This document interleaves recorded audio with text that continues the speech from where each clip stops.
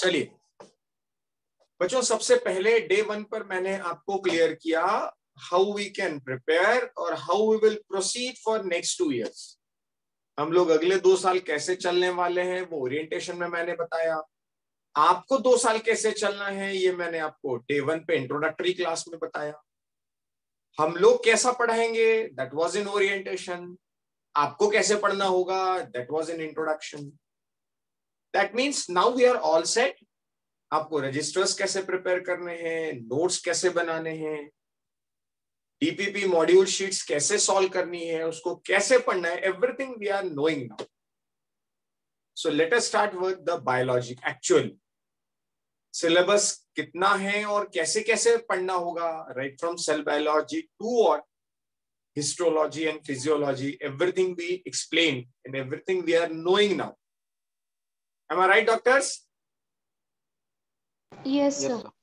Perfect. Glory, I hope Glory अब धीरे धीरे कॉन्फिडेंस ज्यादा बूस्ट होगा बच्चे, जब टीचर पढ़ाएगा तो कॉन्फिडेंस ज्यादा बेटर तरीके से इंप्रूव होगा, ऐसा मुझे लगता है। Glory, am I right? Yes, sir. Perfect. चलिए, let us start with chapter. What is the first chapter? Living world. Living world. Living world.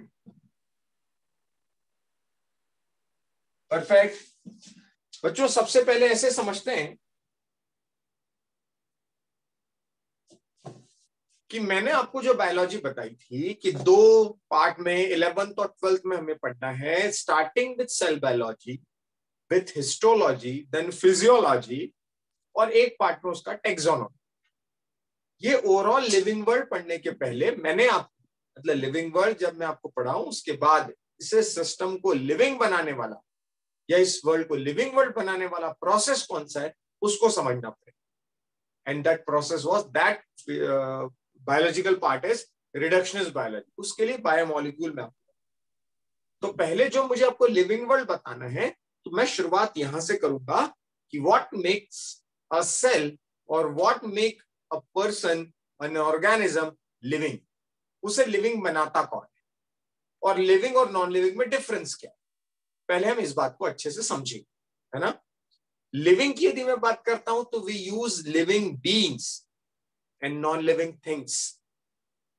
I use the word living beings and non living things. Perfect. So living beings और non living things, इनमें यदि मैं difference देखूं तो एक और word सामने आता है डेड। तो क्या मैं ये मान लूं कि डेड और नॉन लिविंग सेम है? आर दे डिफरेंट और same? Non living and dead, कौन बोला? परी। परी, परी आपने कहा कि नॉन लिविंग और डेड सेम है, बट मैं आपको क्लियर कर दूं नॉन लिविंग और डेड भी बहुत डिफरेंस है। Anyone? Sir, only living things can die, but non-living things cannot. Perfect perfect Harshvardhan, very good. भाई डेड तो वो होगा ना जो लिविंग होगा परी, कभी जो लिविंग होगा ही नहीं उसके डेड होने के तो चांस ही नहीं, वो तो ऑलरेडी नॉन लिविंग। यदि आप मुझसे इस पेन के बारे में पूछें तो ये तो ऑलरेडी नॉन लिविंग। लेकिन एक वुडन पार्ट, एक वुडन टेबल जो आपके सामने रखा गया होगा वो कभी ना कभी लिविंग पार्ट रहा होगा, और वो लिविंग पार्ट ही डेड होगा किसी समय कभी। यानी लिविंग, नॉन लिविंग और डेड तीनों ही अलग अलग वर्ड्स हैं जिसके तीनों की अपनी अपनी मीनिंग। वो मीनिंग क्या है, वो टर्मिनोलॉजी क्या है, उस टर्मिनोलॉजी को पहले समझते हैं और फिर आगे बढ़ते हैं। हेडिंग डालते हैं terminology.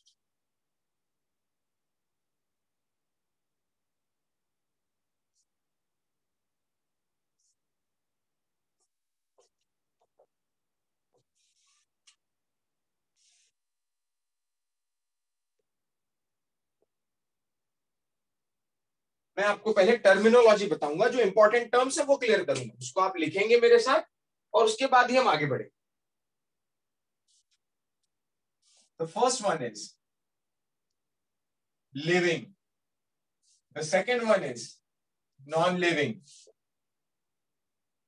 The third one is, मैं डेफिनेशन सबकी नहीं लिखाऊंगा, मैं समझाऊंगा। डोंट एक्सपेक्ट कि मैं आपको लिखवाऊंगा, ये मैं बताऊंगा, सेम टाइम आपको दिमाग में रखना है और तब लिखना है ना। Living, non living, dead, metabolism,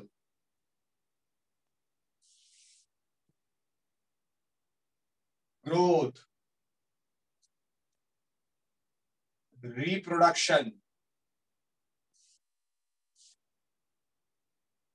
consciousness,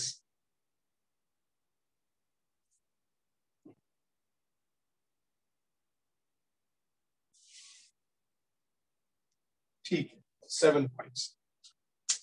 चलिए एक एक पॉइंट को समझते हैं। पहले टर्म्स आपने लिख लिए, you noted the terms? Yes sir. Yes sir. Perfect. अब बिल्कुल पेन डाउन कर दीजिएगा, पहले सुनिएगा, क्योंकि हमें पेन का इस्तेमाल नहीं करना है दोस्त। एग्जाम हॉल में अपने साथ पेन जाना है या दिमाग जाना है? अपना दिमाग। दिमाग जाना है। तो ज्यादा ज्यादा रिलाय, ज्यादा विश्वास किस पर करेंगे आप? पेन पेपर पर करेंगे या दिमाग पर करेंगे? दिमाग दिमाग पर। और यदि आप लोग उस जनता में हैं, उन लोगों में हैं जो एग्जाम हॉल में पेपर ले जाना पसंद करते हैं, तो मुझे वैसा बता दीजिएगा। क्या लगता है, पेपर ले जाना चाहेंगे या ब्रेन ले जाना चाहेंगे? ब्रेन। परफेक्ट। बच्चों आगे बढ़ते हैं। मैंने आपसे कहा सबसे पहले लिविंग, तो लिविंग को ऐसा क्या है जो नॉन लिविंग से डिफरेंट करता है? कुछ ऐसे कैरेक्टर्स होंगे। तो जब मैं बच्चों से पूछता हूं तो बच्चे कहते हैं, कोई कहता है सर वो they can walk, they can run, they can respire, they can have digestion, यानी लाइफ प्रोसेसेस उनमें हो। तो भाई वही तो पूछ रहा हूं कि वो लाइफ प्रोसेसेस क्या है, लाइफ क्या है? भाई लाइफ प्रोसेसेस होती है तो वो लिविंग, अग्री, और नहीं होती है तो नॉन लिविंग। वो लाइफ क्या है वही तो पूछ रहा हूं।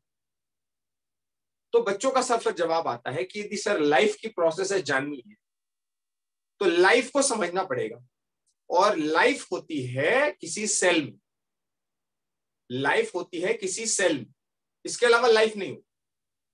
अब जो लाइफ सेल में होती है तो फिर सेल में ऐसा क्या है?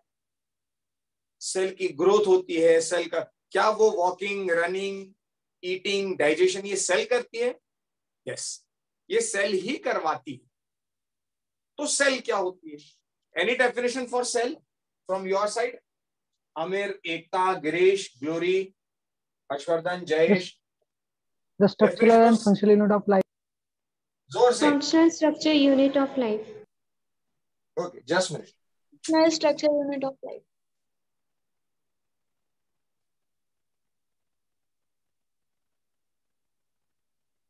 Okay. I should write the correct definition. The smallest structural and functional unit of life. अब इसकी डेफिनेशन को समझते हैं बच्चों। तो पहली दफे शायद इतनी डीप डेफिनेशन उसकी हम समझेंगे, because now we are Resonites, now we are proud Resonites. हमें समझना पड़ेगा कि अभी तक तो ये डेफिनेशन हमने रटी थी, अब इसको समझते हैं। Why it is called smallest, why it is called structural, why it is called functional, and why it is called of life. बच्चों सिंपल सी बात है। जस्ट मिनट, आपको पीछे का शायद दिख नहीं रहा है।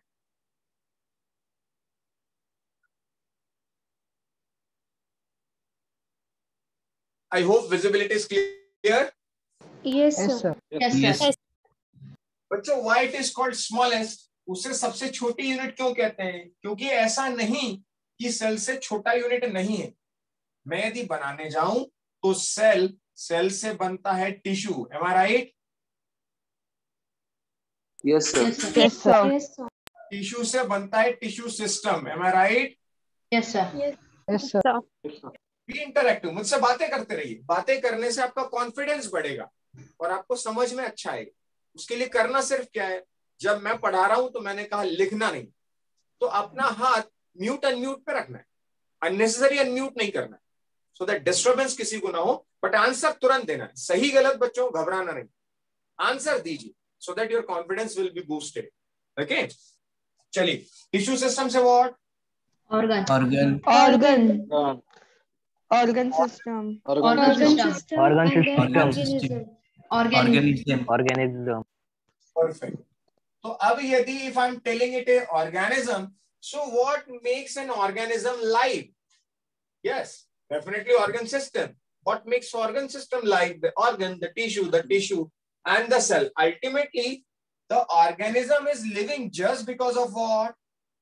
Cell. Therefore, I'm talking about the smallest. But ऐसा नहीं कि इससे छोटा यूनिट नहीं है बच्चों, इससे भी छोटा यूनिट है, इससे भी smallest unit है, and that smallest unit I can write like compound and complex. Glory, agree?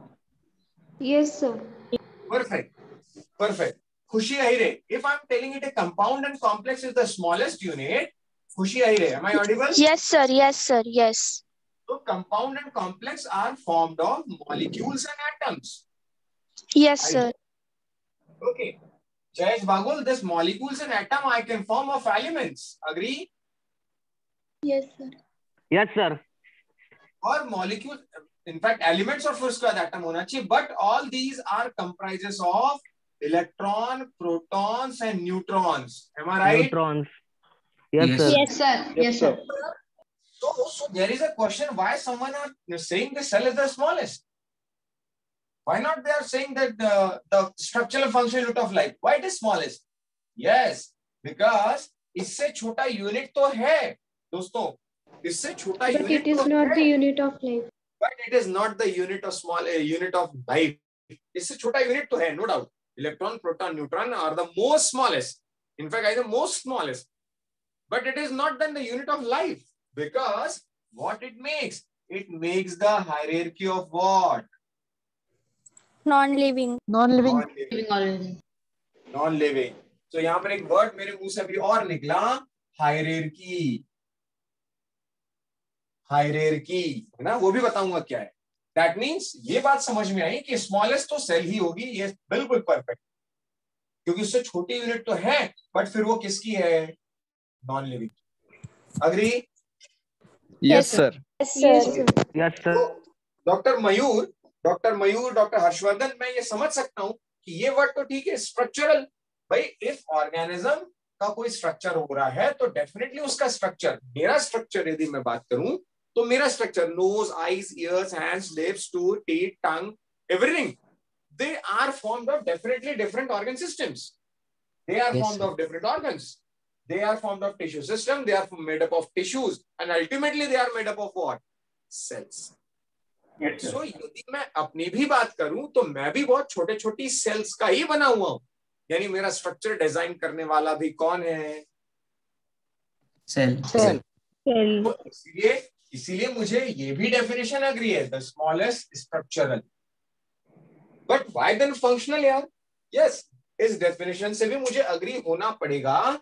इस डेफिनेशन से मुझे इसलिए अग्री होना पड़ेगा क्योंकि यदि मैं आपके सामने बोल रहा हूं, पेन से लिख रहा हूं, हाथ इस तरह से हाथ हैंड्स फ्री करके मूव कर रहा हूं, why hands are freely moving? Why this organ is moving? Because some tissues are moving. Agree? Yes.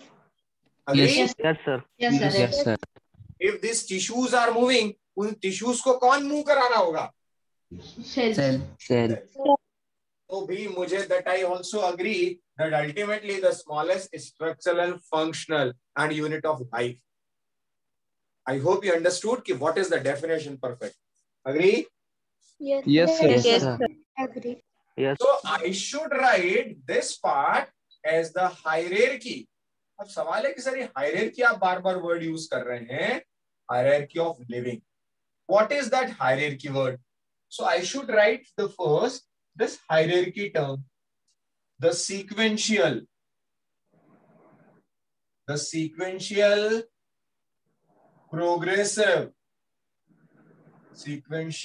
progressive categorization.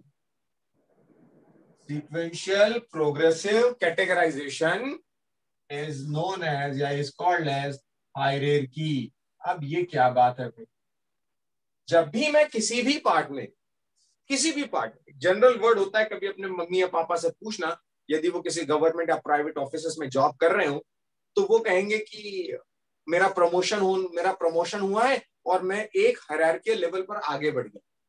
So hierarchical level क्या होता है? किसी कंपनी का हायरार्कियल लेवल, भाई किसी कंपनी का मैनेजिंग डायरेक्टर, फिर बोर्ड ऑफ डायरेक्टर्स के मैनेजर्स, मैनेजर के बाद फिर उसके अंदर एम्प्लॉइज, फिर उसके अटेंडेंट्स और फिर असिस्टेंट्स और फिर न जाने what not. So this is an hierarchical system, sequential progressive categorization. So this is what hierarchy. Cells makes tissues aggregate in a tissue system, they makes organ, they makes different organ system, and they makes an organism. So this is known as hierarchy. Do you understand the term hierarchy? Yes, sir. Yes, sir. Yes, sir. Perfect. Kanchan, Jayesh Banjara, Mayur Vare. Yes, sir. Understood? Yes, sir. Yes, sir. Yes. वेदांत, उन्नति, तनुजा, स्वराज, सूरज, श्रावणी, श्लोक। Yes. Yes, sir. Yes, sir. Sai Kharde, understood? चलिए, so doctor रौनक, जैसे मैंने आपको ये hierarchy of living और non living बताया, what I should do if I place this organism at the bottom most, then from this organism again I can make two types of hierarchies. One is hierarchy of taxonomy. अब उसकी taxonomy को याद रखने का तरीका जो मुझे याद है, old students, can you tell me the mnemonic? Kallu Palwan Pehlwan. can order for gali sadi sabji. Kallu Pehlwan can order for gali sadi sabzi. Organism, or I should say the species. कितना मजेदार था ये। कल्लू पहलवान can order for गली सड़ी सब्जी। कल्लू पहलवान can order for गली सड़ी सब्जी। K for what? Kingdom. E for what? Phylum. E for what? Class. Class. Order. Order. F for what? Family. Family. And G for what? Genus. Genus. Perfect. So how we can new, चाहे आप जिस तरीके से याद रख लें यार, अपन ने तो देशी भाषा में याद कर लिया, कल्लू पहलवान कैन ऑर्डर फॉर गली सड़ी सब्जी, और अपने को एक सीक्वेंस याद आ गया, और नीट का एक क्वेश्चन भी सॉल्व हो गया। नीट में पूछते हैं कई बार, the correct sequence is the correct sequence of hierarchy of taxonomy, this is called as hierarchy of taxonomy. Perfect. और इसी से एक और हायरार्की बनती है, इसी से एक और हायरार्की बनती है। इफ आई प्लेस स्पीशीज से क्या बनेगा? पॉपुलेशन से क्या बनेगी? कम्युनिटी से क्या बनेगा? बायोम से क्या बनेगा? इकोसिस्टम से क्या बनेगा? इकोस्फीयर, और इकोस्फीयर से क्या बनेगा? बायोस्फीयर। अग्री और not? Yes, sir. Yes, sir. आप इसको देखिए, इसको भी समझते हैं। मैं लिखने का नंबर दूंगा आपको, don't worry. Sequential progressive categorization. बच्चों क्या होता है, इसी स्पीशीज को यदि मैं कंसीडर करूं तो एक ऐसी भी हायरार्की मैं बना सकता हूं which is the hierarchy of Ecology. Perfect, और I should say the ecosystem. Ecology तो ब्रांच हो गई मैडम, है ना? तो हायरार्की ऑफ इकोसिस्टम। अब ये हायरार्की ऑफ इकोसिस्टम कैसे? भाई स्पीशीज है, एक ही टाइप की स्पीशीज आपको मिलेगी, तो you can say it a population. जैसे आप कहते हैं human population, cattle population, chick population, monkey population, snakes population, bird population. Bird में मैमल थोड़ी आएगा, और मैमल में रेप्टाइल्स थोड़ी आएंगे। So population is a monospecific one. जब एक ही टाइप की स्पीशीज होती है तो there cluster, there group is known as population. But when this this type of different populations comes together, जैसे हम अपनी कम्युनिटी की बात करते हैं, बहुत गलत तरीके से कहना चाहिए, कम्युनिकेशनल इंग्लिश में बहुत गलत तरीके से यूज किया जाता है। Sikh communities, Brahmin communities, Muslim communities, Christian communities. Communities are more than one type of species. भाई यहां पर तो ह्यूमंस की बात कर रहे हैं इसलिए चल जाता है कम्युनिटी, लेकिन कम्युनिटी हम अपने सोसाइटी की बात करते हैं, अपने समाज की बात करते हैं, तो फिर हमारे समाज में वो पेट एनिमल्स भी आते हैं, कैटल्स भी आते हैं, गाय भैंस भी आते हैं और इंसान भी आते हैं। तो कम्युनिटीज की जब बात करते हैं तो दो से ज्यादा पॉपुलेशन उसमें इंक्लूड हो जाती है। इसमें only single type of species, it includes more than two populations, biome includes more than two communities, ecosystem composed of different biotic and abiotic factors, and it has 3 ecospheres. Ecosystem has 3 ecospheres, 3 zones of interaction. Anyone can tell me? Atmosphere, hydrosphere, lithosphere. Perfect. Lithosphere, hydrosphere, and atmosphere. And together these 3 spheres in which living can interact. भाई आप ज्यादा से ज्यादा क्या कर सकते हो? Doctor Harshvardhan, am I audible? Yes, sir, absolutely. Okay. So doctor Harshvardhan, मैं ज्यादा से ज्यादा आपसे कम्युनिकेशन या अपनी ही जैसे किसी स्पीशीज से या किसी और दूसरी स्पीशीज से, if I want to communicate, I have only 3 modes of communication. Either I can communicate on land, either I can communicate in water, or I can communicate in air. Only 3 zones are there where 2 living beings can interact. Therefore, since living can interact, so it should be together called as what? Biosphere. Biosphere. The largest entity of living and the smallest entity of living. How cell develops in biosphere? Cell forms organism. Organism makes a base and they forms population, community, biome, ecosystem, ecosphere, and the largest entity of living being is biosphere. Do you understand, Ekta? Yes, sir. Perfect. Harshad भाई समझ में आ रहा है कि नहीं? Harshad, you joined late. कोई बात. Ishan Kshirsagar, understand? Yes, sir. Perfect. Pari madam, understand? Yes, sir. Perfect. यानी मैंने आपसे कहा कि ओवरऑल मैंने लिविंग को समझाने के लिए आपको पूरी हायरार्कीज बनाई। अब इस हायरार्की को नोट कीजिए। पहले हायरार्की की डेफिनेशन लिखिए और फिर सारी हायरार्कीज को नोट कीजिए। 2 मिनट का समय देता हूं, फिर मैं इसे मिटाता हूं। Please note.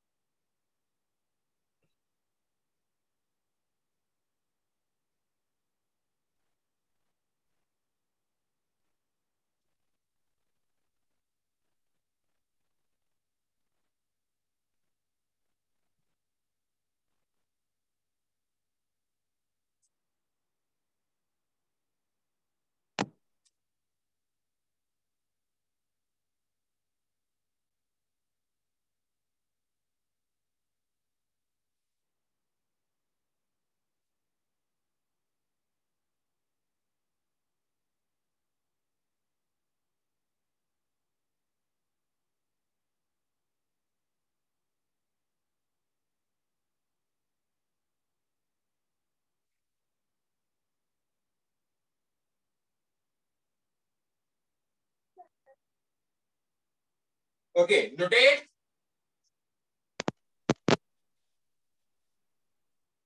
Doctors, noted. One minute, sir. Okay.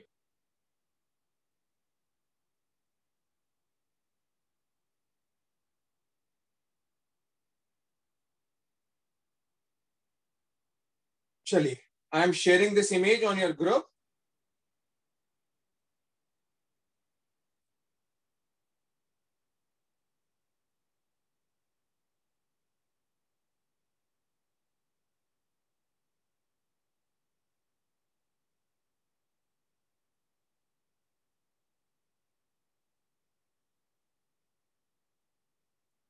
और बिल्कुल भी बच्चों गड़बड़ नहीं करना, बढ़िया से इसको नोट करना। और कोशिश में रुकता क्यों, बीच में गैप क्यों देता हूं आपको, ताकि आप स्क्रीन टाइम बाद में मिनिमम रखो। अननेसरी की फिर मैं सर अभी समझ लेते हैं बाद में फिर नोट करेंगे, वो काम नहीं करना है। देन एंड देयर नोट करना है। सेफर साइड में इमेज शेयर करके रखता हूं कि कुछ मिस हो गया हो तो आप नोट कर ले। अग्री? अरे agree? Yes sir. Yes sir. बच्चों मैंने एक पार्ट अभी आपको लिविंग क्लियर किया, अब आगे बढ़ता हूं। ओह इसमें मिटा दिया मैंने, अब इसी में क्लियर करना था आपको। मैंने इसमें क्लियर मुझे ये करना था आपको, सेल से क्या बनाया था हमने, टिश्यू। टिश्यू से क्या बनाया, टिश्यू सिस्टम। इससे बनाया ऑर्गन, और इससे ऑर्गन सिस्टम और ऑर्गेनिज्म। एक चीज जो मुझे यहां क्लियर करनी थी आपको, सेल की स्टडी मैंने आपको बताया था क्या कहते हैं, साइटोलॉजी। टिश्यू की स्टडी क्या कहलाती है,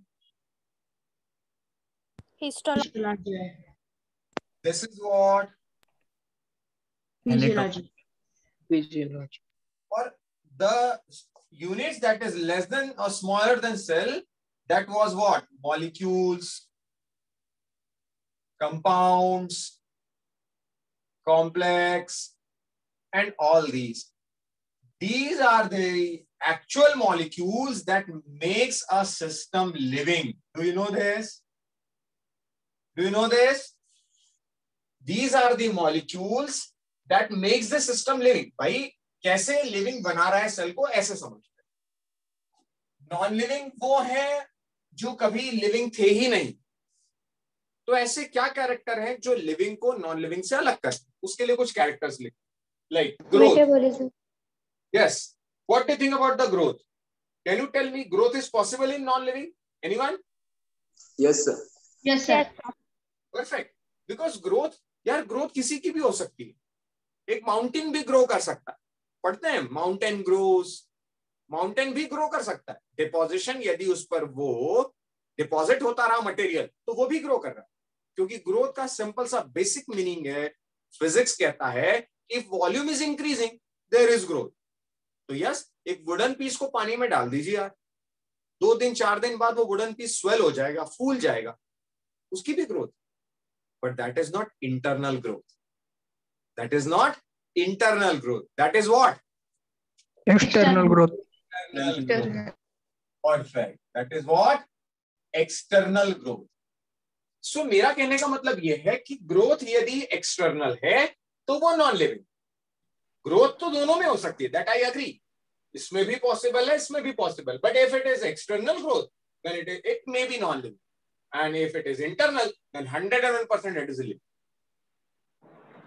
If I'm talking about the reproduction, yes, again I can say reproduction is one of that character which can differentiate living and non-living. But again, दोस्तों, there are so many exceptions where the organism is living but can't reproduce. Yes, non-living can't reproduce, that I agree. Non-living can't reproduce, but उन्हें क्या कहोगे आप, जो living तो है लेकिन reproduce नहीं कर पा रहे, जो लिविंग तो है बट रिप्रोड्यूस नहीं कर पा रहे हैं, इनफर्टाइल हैं, स्टराइल हैं, वो कपल्स जिनके बच्चे नहीं है, they can't reproduce but they are what, they are living. तो उन्हें आप नॉन लिविंग तो नहीं कह सकते। यानी again reproduction is not that perfect criteria on which you can differentiate living and non. Agree? Agree? Yes sir. Yes sir. One more is consciousness. As far as I'm telling about the consciousness, consciousness is again that character which can differentiate living and non-living. Because I cannot, in fact, no one can expect that non-living have consciousness. Yes, I do agree. Consciousness is restricted to living only. But यार उसको क्या कहोगे जो neurologically dead है, but physiologically alive है? Like the person who is in coma. The person who is in coma, what you will say, living or non-living?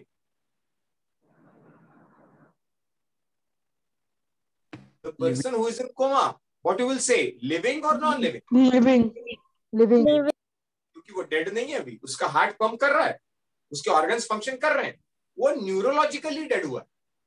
लेकिन वो living है, तो कॉन्शियसनेस तो नहीं है उसका। मतलब again this is not the complete differentiating character of living and non living.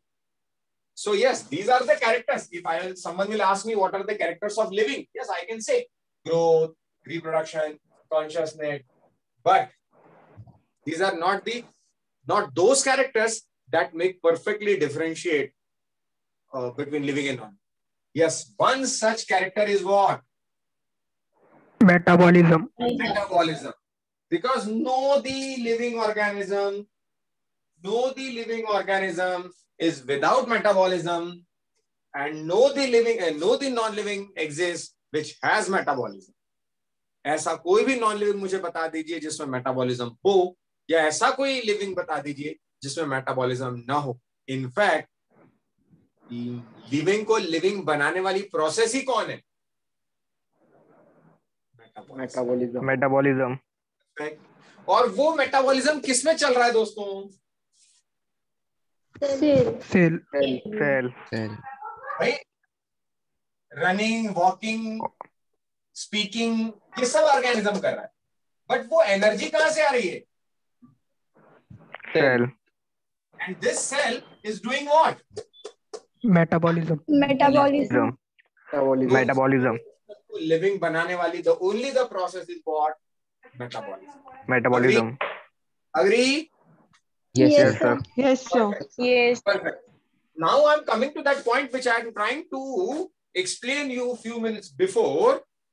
That this cell is living. In fact, the whole biosphere is living just because of this cellular metabolism. Agree? Yes, sir. Yes, sir. And surprisingly, this cell is living just because of some non-living molecules. Agree? Yes, sir. Yes, sir. बच्चों, ये cell जो metabolism कर रही है, सोचो यार, ये metabolism किससे कर रही होगी? ये लिपिड से एनर्जी दे रही होगी, प्रोटीन से दे रही होगी, कार्बोहाइड्रेट से दे रही होगी. What is the power house? Mitochondria. What is the power house? Mitochondria. And what is the energy currency? ATP. Adenosine triphosphate, molecule जो खुद नॉन लिविंग है, वो पूरे सिस्टम को लिविंग बनाए हुए. जो खुद नॉन लिविंग है वो पूरे सिस्टम को लिविंग बनाए हुए है, बिकॉज मेटाबॉलिज्म जो परफॉर्म करता है ये सबको लिविंग बनाए हुए हैं. और इसमें चल रही है प्रोसेस मेटाबॉलिज्म. और जो मेटाबॉलिज्म चल रहा है वो किसकी वजह से? Molecules. So those molecules which makes the system living and alive are known as what? Biomolecules. इसीलिए जैसे ही मैं आपको लिविंग वर्ड पढ़ाऊंगा, सबसे पहला चैप्टर मुझे क्या पढ़ाना पड़ेगा? बायोमोलिक्यूल्स. अग्री दोस्तों? Yes, sir. Yes, sir. अकुल साहब, कंचन वासवे, खुशी yes sir.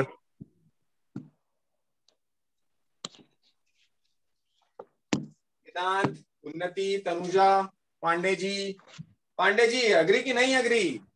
Yes, sir. Agreed. हाँ, चलिए तो आगे बढ़ते हैं बच्चों. I hope all the terms are clear. Yes, sir. Yes, sir. Perfect. Yes sir. Praveen Shirsat, Dr. Praveen. Yes, sir. Now I can erase this. Understood? Yes, sir. Yes, sir. Glory, now confidence is increased a bit. Yes, sir. Yes, sir. Because चीजें धीरे धीरे याद आती है, वही चीज बार बार देखने से याद आने लगता है ना. Yes, sir. Yes. Yes sir. Perfect. Sakshi madam, agree? Yes, sir.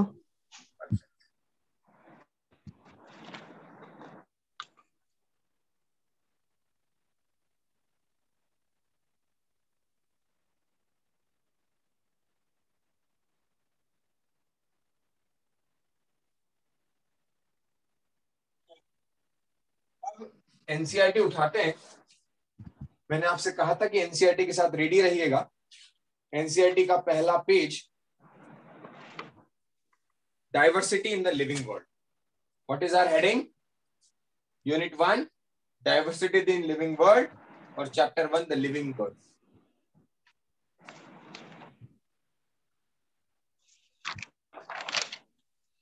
Mute कीजिए, कौन अनम्यूट है?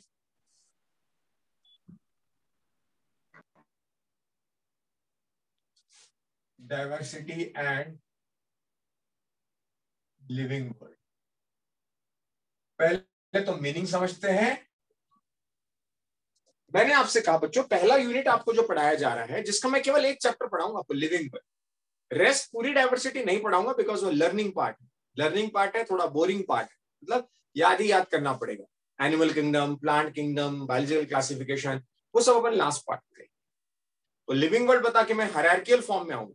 मेरा सीक्वेंस जो रहेगा पढ़ाने का, living world, then cell, then फिर टिश्यू, यानी फिर फिजियोलॉजी. इस पैटर्न में हम लोग चलेंगे. ओके, डाइवर्सिटी की जहां तक बात आती है, व्हाट इज बायोडाइवर्सिटी? जब भी हम कहीं पर मार्केट में बैग्स लेने जाते हैं, बैग हो या किसी प्रकार के स्पेक्स हो या पेन हो या कुछ भी हो, तो हम कहते हैं शॉपकीपर से, please show me different variety of specs या डिफरेंट वैरायटीज ऑफ जीन्स या different varieties of T shirts and what not. हम कभी उसे ये नहीं कहते, show me different diversity of jeans. Is it? Because कहीं ना कहीं हम डाइवर्सिटी वर्ड यूज करते हैं बच्चों केवल लिविंग के लिए, इसीलिए उसे कहते हैं biodiversity. Different types and kinds of living beings. Different types and kinds of living beings, यही लिखते हैं. अच्छा, नोट्स का एक और अच्छा तरीका, नोट्स का एक बहुत बेहतरीन तरीका, थोड़ा सा आपको बताता चलूं मैं. What I used to do, अभी ऐसे छोटे छोटे फॉर्म्स के लिए ठीक है, I am preparing my register, so that मुझे पता है कि रजिस्टर में सारी चीजें आप लिख लेंगे ऑनलाइन मोड में. मैं बहुत ज्यादा बिलीव नहीं करता कि बहुत इधर उधर लिखा जाए. यदि एनसीईआरटी में ही जगह है तो वहीं लिखा जाए, लाइक दिस. मुझे लगा यहाँ कुछ इंपॉर्टेंट है तो उसके बारे में वहीं लिख दिया. मैंने थोड़ा ही लिखना था इसलिए लिख दिया. तो अब जैसे ही चैप्टर स्टार्ट हुआ डाइवर्सिटी, तो इसकी मीनिंग तो यहीं लिख सकते हैं, इसकी मीनिंग तो यहीं लिख सकते हैं. यानी बहुत ज्यादा रिलाय हम एनसीईआरटी पे ही करेंगे. तो बायोडाइवर्सिटी की डेफिनेशन की यदि मैं बात करूं बच्चों, different types and kinds of living beings. Agree? Agree? Yes, sir. Yes. अब डिफरेंट टाइप्स एंड काइंड्स कैसे? यार डिफरेंट टाइप्स ही तो है, एम्फीबिया, रेप्टिलिया, मैमेलिया, ये डिफरेंट डाइवर्सिटी ही तो है. Pteridophyta, gymnosperms, angiosperms, fruiting plant, non fruiting plant, flowering plants, grass, ये सब क्या है? डिफरेंट डाइवर्सिटी तो है. Different types and kinds of living beings ही तो है. बट ओवरऑल बायोडाइवर्सिटी यानी ओवरऑल लिविंग वर्ल्ड आपको जो पढ़ना होगा वो केवल 5 क्लासेस में पढ़ना होगा. 5 किंगडम क्लासेस नहीं. Those 5 kingdoms are what? Do you know?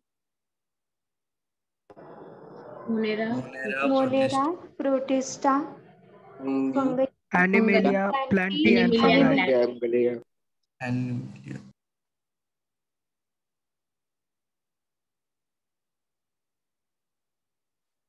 But yeah, can you tell me the character which make Monera different from Protista? One character of Protista that make different from Fungi. सबके अपने अपने peculiar characters बता सकते हैं आप कोई एक? Monera are prokaryotic. Monera are unicellular prokaryotes.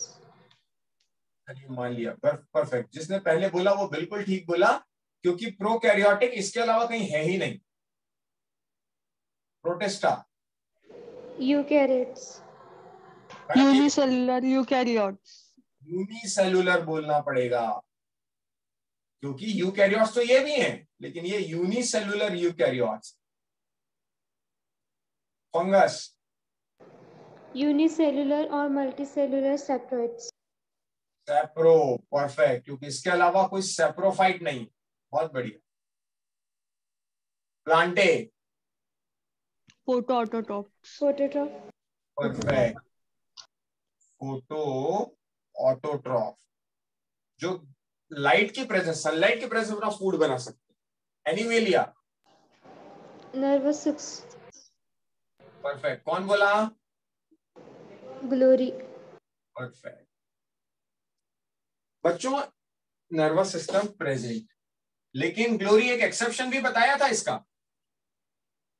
Yes, sir. Porifera. Perfect, very good.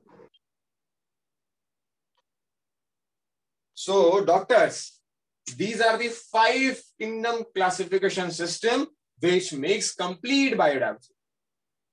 But very surprisingly, how this big biodiversity, यार beyond our imagination, मतलब मैं घर में ही कभी देखता हूं तो हजारों टाइप की तो एंट्स दिख जाती, बाहर देखने जाता हूं तो 10-15 टाइप की बटरफ्लाइज दिख जाती, थोड़ा सा और नजरें जरा डीप कर दूं तो बर्ड्स 10-15 टाइप के दिख जाते।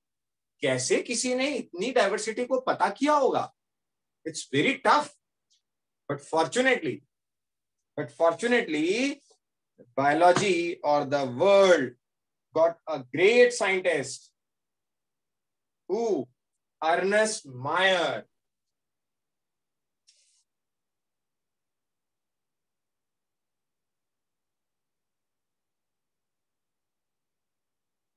Ernest Mayr जो लगभग 1904 to 2004, इनको जो प्राइज मिला दैट वाज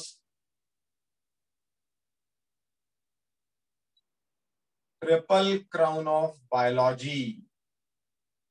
और वो ट्रिपल क्राउन क्या है? 3 खिताब कौन से थे उनके नाम से? कोई बता सकता है यदि किसी ने पढ़ी हो एनसीईआरटी?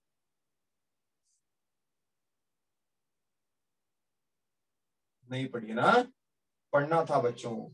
द बेल्जन प्राइज एनसीईआरटी में दिया है बच्चों कि नहीं दिया? ये सर दिया है सर।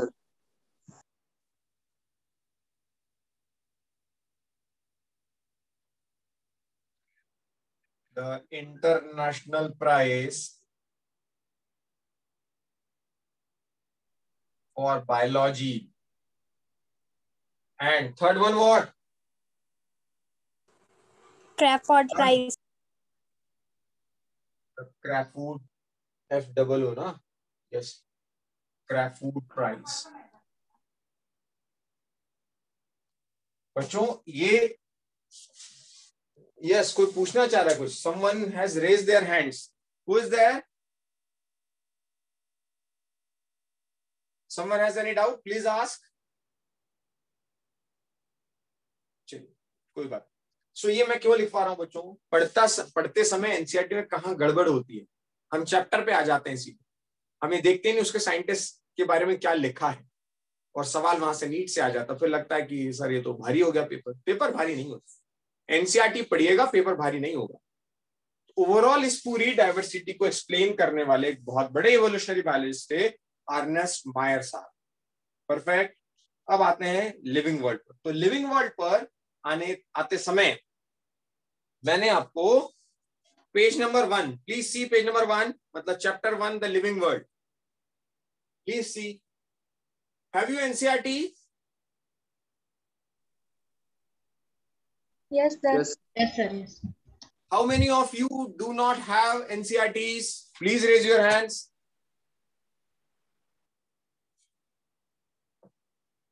आदित्य पाटिल, जयेश बंजारा 2, ईशान शीशागर 3, गिरीश, श्लोक, ग्लोरी, परी, अहेर, हर्षद, उन्नति। माय गॉड, तुम लोग क्यों पढ़ने बैठ गए फिर बेटा? मैंने कहा था ना तुमसे एनसीईआरटी लिए बगैर मत बैठना, ऐसे नहीं चल पाएगा दोस्त।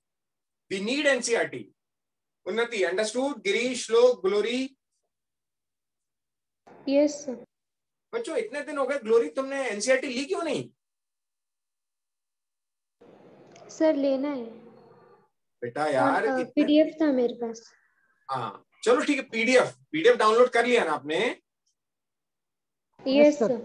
परफेक्ट। पीडीएफ से पढ़िए ना तब तक, जब तक शॉप्स अनलॉक होती हैं।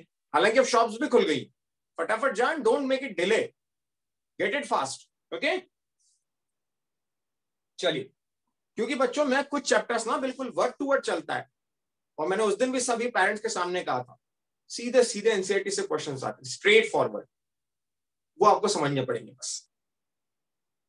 सो Harshvardhan, you have NCERT? Yes, sir. Okay, perfect. Page number 3, 4. I don't found anything to explain 3, 4, 5. Please turn over the pages 3, 4, 5. Then I'll come to page number 6. Please check 3, 4, 5 and ask me if any doubt.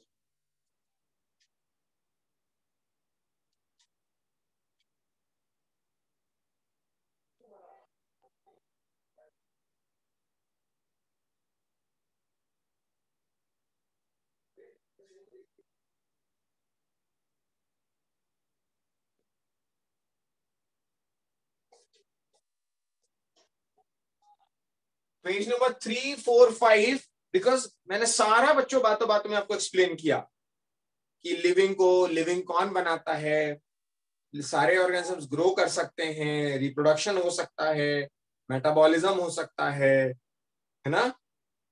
Till page number 5 I don't think any issue is there. Hierarchy मैंने आपको बताई, biology is the story of life on earth मैंने आपको बताया,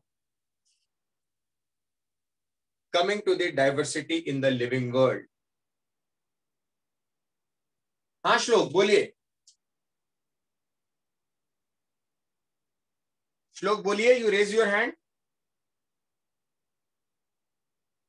श्लोक? No, sir. By mistake. Okay. चलिए, no problem. बच्चों diversity की बात करते हैं, जो टर्मिनोलॉजी मुझे आपको बतानी है।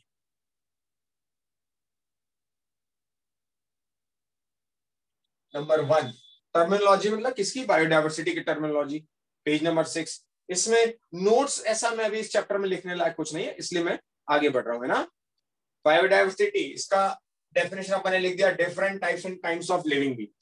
इतना huge biodiversity, big, in fact huge biodiversity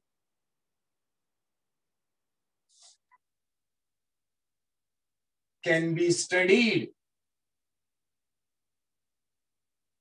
with the help of some tools. अब थोड़ी देर के लिए कुछ सोचते हैं तो दिमाग चकरा सकता है। सोचिए जरा, किसी भी बंदे ने रॉबर्ट मे करके थे साहब, आगे पढ़ेंगे आप 12th में। रॉबर्ट मे ने बताया कि लगभग कुछ 7 बिलियन टाइप की स्पीशीज हैं। क्या वो अकेला आदमी जिंदगी भर पूरे ग्लोब पर घूमते घूमते उसने कीड़े मकोड़े, प्लांट्स, ये सब चीजें देखी होंगी? एक्चुअली लगता है आपको? No sir. तो क्या ये सब फेक है? क्या ये सब फेक है? इतने ही टाइप का होता है क्या? इससे ज्यादा नहीं हो सकता कोई ऑर्गेनिज्म? है ना, थोड़ा सा अजीब सा लगता है कि एक पृथ्वी पर कितना सारे जीव हैं। How the big and huge biodiversity can be, ये एक आदमी कैसे बता सकता है?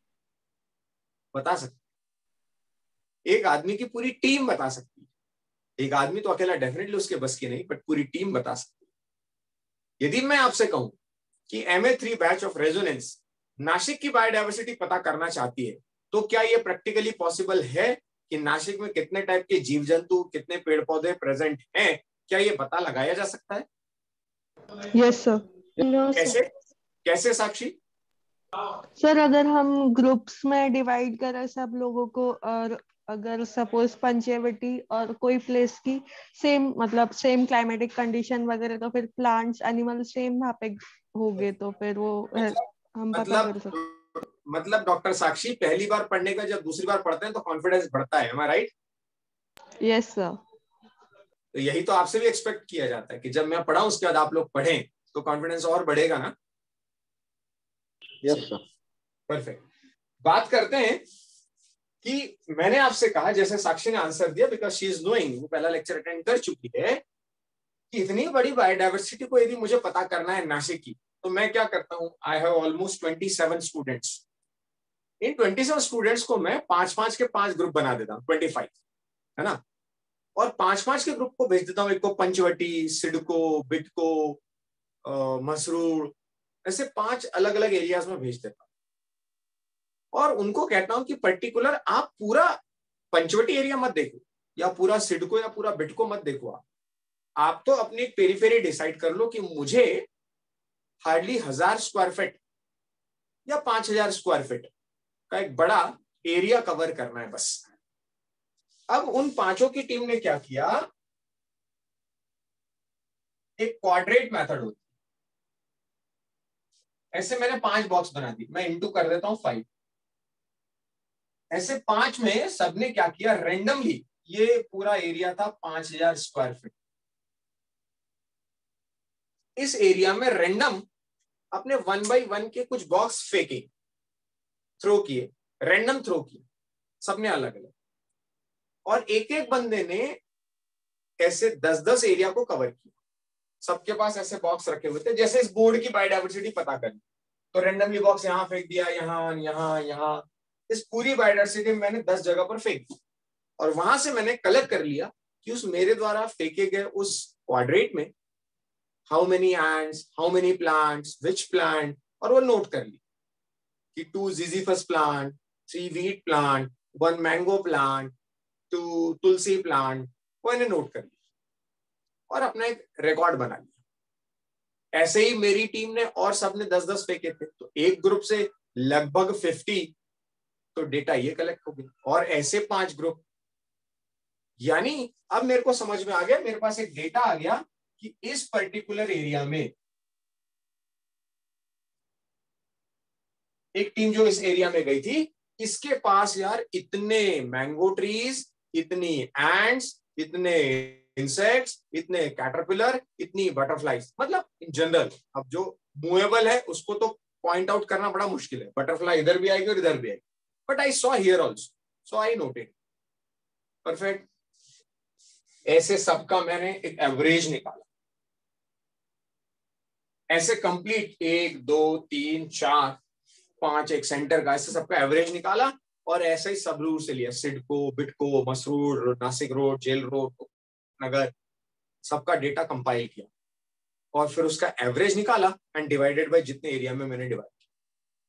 वो एवरेज निकाल के मैंने बता दिया कि नासिक का पंचवटी एरिया इस क्लाइमेटिक कंडीशन वाला है, क्योंकि यहाँ पर मॉइस्चर ज्यादा है इसलिए यहाँ पर ऐसे प्लांट ज्यादा हैं, यहाँ पर मॉइस्चर ज्यादा है इसलिए इस टाइप के इंसेक्ट्स ज्यादा हैं। और यदि सेम ऐसा ही एनवायरनमेंट औरंगाबाद के किसी एरिया में होगा, नागपुर के किसी शहर में होगा, वर्धा के किसी शहर में होगा, महाराष्ट्र के किसी और एरिया में होगा, तो मैंने उतने एरियाज को काउंट करके मल्टीप्लाई कर दिया, तो अक्षय महाराष्ट्र की बायोडाइवर्सिटी आई कैन काउंट। फिर महाराष्ट्र जैसे ऐसे कितने स्टेट्स हैं जिसमें महाराष्ट्र जैसा क्लाइमेट है, इनटू उतना, तो मैंने इंडिया का निकाल लिया। फिर मैंने इंडिया जैसे ऐसे पूरे ग्लोब पर ऐसी कितनी कंट्रीज हैं जो थोड़ी सी ट्रॉपिकल रीजन में है, उसको मल्टीप्लाई कर दिया। ऐसा करते करते करते मैंने, क्योंकि जो नासिक में मिल रहा है, जो लिविंग ऑर्गेनिज्म नासिक की क्लाइमेटिक कंडीशन में मिल रहा है, जो प्लांट नासिक की क्लाइमेटिक कंडीशन में मिल रहा है, वो डेफिनेटली शिमला में तो मिलेगा नहीं, लेकिन हाँ नासिक से मिलता जुलता जहां पर भी होगा वहां तो मिलेगा। तो मुझे वहां जाने की जरूरत नहीं ना, यहां देखकर मैं इससे कंपैरिजन कर सकता हूं। अग्री और नॉट?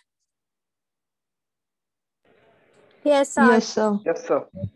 थोड़ा समझ में आया क्या किया होगा? पूरे ग्लोब पर तो आदमी नहीं घूम सकता ना, मतलब ऐसा करके, इसे एस्टिमेशन कहते हैं। It is not the perfect figure, but this is the estimation after the long research work, then they conclude and then they come up with a positive note कि इससे ज्यादा हमें कोई दूसरा ऑर्गेनिज्म नहीं मिल रहा है, होगा कहीं अनएक्सप्लोर्ड होगा कहीं अनएक्सप्लोर्ड होगा, इजीली अवेलेबल नहीं होगा, तो नहीं पता लग रहा है।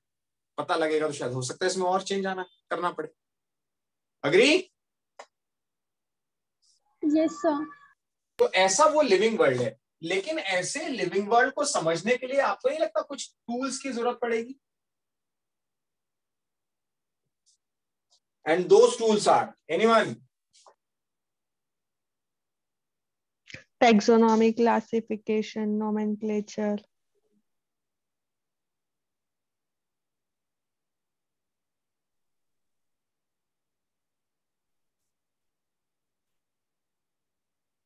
परफेक्ट। अब ये समझते हैं ये टूल्स क्या है बच्चों। टेक्सा मीन्स होता है arrangement, and nomos means rules. Arrangement according to rules. अब देखिए कितना मजेदार है। गिरीश पावरा, गिरीश सुन रहे हैं? एकता, गिरीश, दिनेश? Yes sir. अरे सो गए यस क्या? Sir, yes sir. कंचन, खुशी, खुशी आई रहे, सो गई? चलिए, सो गए लग रहा है बच्चों तुम लोग यार। मजेदार मूवी चल रही थी तो सब सो लिए, नींद ले लिए, बढ़िया। चलिए कोई बात। समझते हैं अरेंजमेंट अकॉर्डिंग टू रूल। भाई 2 साल बाद ऐसा हुआ कि सब बच्चे MA 3 बैच के डॉक्टर्स बन गए, मेडिकल कॉलेज में पहुंच गए। मेडिकल कॉलेज पहुंचने के बाद एक दिन याद आई पाठक सर की कि चलो सर घूमने चलते हैं कहीं। पाठक सर सबको लेकर टूर गए, और घूमने के दौरान जैसे ही भैया बस से उतर रहे थे, अचानक जयेश बागुल, सुन रहे हैं जयेश भाई? Yes sir. Okay, Harshvardhan Moadikar, suddenly Harshvardhan, are you there? Yes, sir. I said yes. Suddenly what we found, अचानक जयेश भाई को तेजी से पैर के नीचे से एक सामने से ऐसा रेंगती हुई कोई चीज निकल जाती। Suddenly Jayesh, what you will shout? Sir घबरा जाऊंगा। घबरा जाएंगे। एंड सडनली शाउट, सर सांप। Is it? Sir yes sir. बच्चों लेकिन अब सही में टेक्निकली देखा जाए तो क्या ही होता है, सांप जैसा तो कोई ऑर्गेनिज्म दुनिया में होता ही नहीं। स्नेक नहीं होता, होता तो अजगर है, होता तो कोबरा है, होता तो वाइपर है, होता रसेल है, होता एनाकोंडा है। स्नेक क्या होता है? स्नेक तो एक ग्रुप है। घूमते घूमते अचानक ग्लोरी ने बोला सर देखिए कितनी खूबसूरत बर्ड। बर्ड क्या होता है? होता क्रो है, होता पैरट है। क्रो क्या ना, बर्ड क्या होता है? सो हम सडनली ग्रुप का नाम लेते हैं। बिकॉज हम क्यों ग्रुप का नाम ले रहे हैं? बिकॉज वी नो कि based on their nature, based on their character, it is categorised in a group. उन्हें उस ग्रुप में अरेंज किया गया क्योंकि रूल ये कहता है कि तेजी से